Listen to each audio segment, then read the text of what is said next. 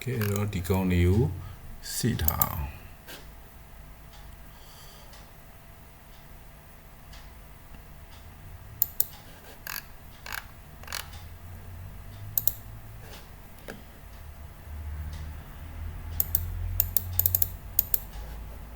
ဒီကောင်လေးစိပြီးတော့ cosmet parameter တွေကိုကြည့်အောင်နော် cosmet parameter ကတော့လူတွေဗျာနော် local planner အတွက်လူတွေဒီခုန DW local planner နဲ့ခုန DW အတွက်မှမဟုတ်ဘူးကျွန်တော်ဟာတွေအတွက်လဲ cosmet က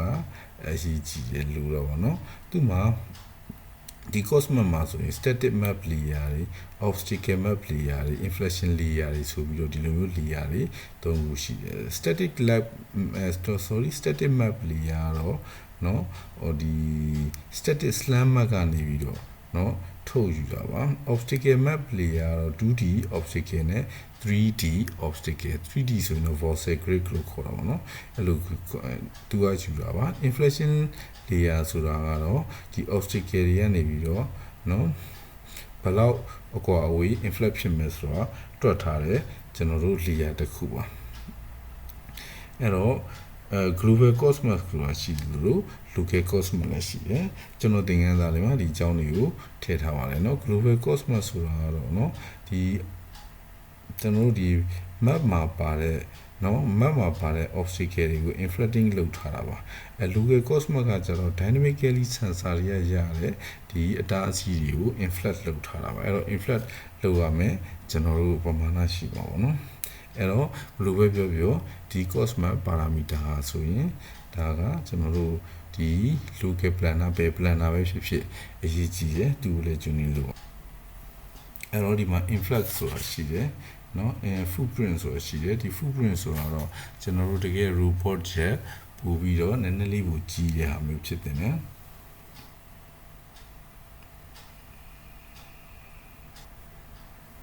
ဒီမှာဆိုရင်ကျွန်တော်တို့ဒီ inflation ကိုကျွန်တော်တွေ့မယ် inflation radius ဆိုတဲ့ကောင်เนาะဒီမှာဆို inflation radius ပေါ့เนาะဒီကောင်ကဘာလဲဆိုတော့เนาะ obstacle နေပြီးတော့ mass distance ပါเนาะအတားအဆီးတွေကနေပြီးတော့ mass distance ပါပုံထဲမှာဆိုရင်တော့ average ဆိုပေါ်ထဲမှာဆိုရင်တော့အပြာရောင်လေးတွေတွေ့မှာပေါ့เนาะ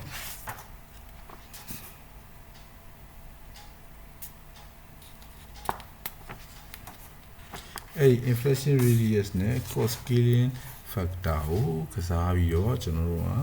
obstacle အတားအဆီးနေရတဲ့ inflation radius ကိုကျွန်တော်တို့သတ်မှတ်ပေးလို့ရတယ်အဲ့တော့အဲ့လို inflation radius ကနေရနှစ်ဖက်မှာပဲနှစ်ဖက်လုံးမှာရှိလို့ robot ကအလေတက်တက်သွားဖို့ဆိုလို့ရှိရင်သူ့ကိုတခြား tuning လုပ်ရမယ်ဒီမှာဆိုရင်ကျွန်တော်တို့ inflation radius ကိုကျွန်တော်တို့1.75 နဲ့ cost scaling factor ကို 2.58 ထားကြည့်မယ် inflation radius ကိုကျွန်တော်တို့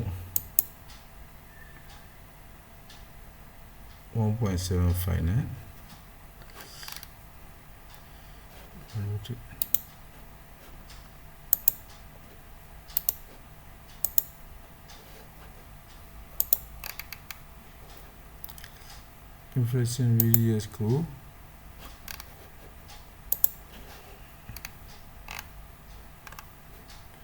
inflation radius ကိုကျွန်တော်တို့1.75 နဲ့ cost scaling factor ကို 2.58 ထားကြည့်မယ် 2.58 ပေါ့နော်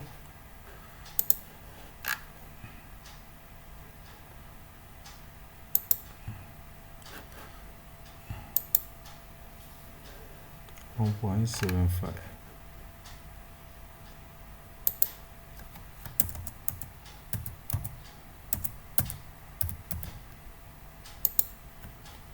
2.58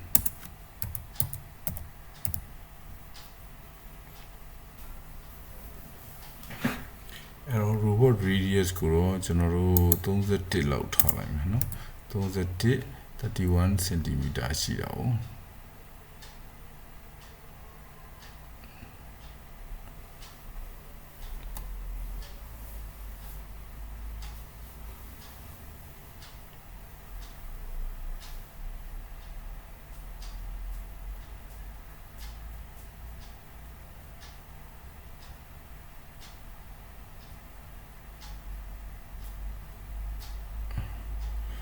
32ဆိုတော့16လောက်ပဲထားတယ်နော်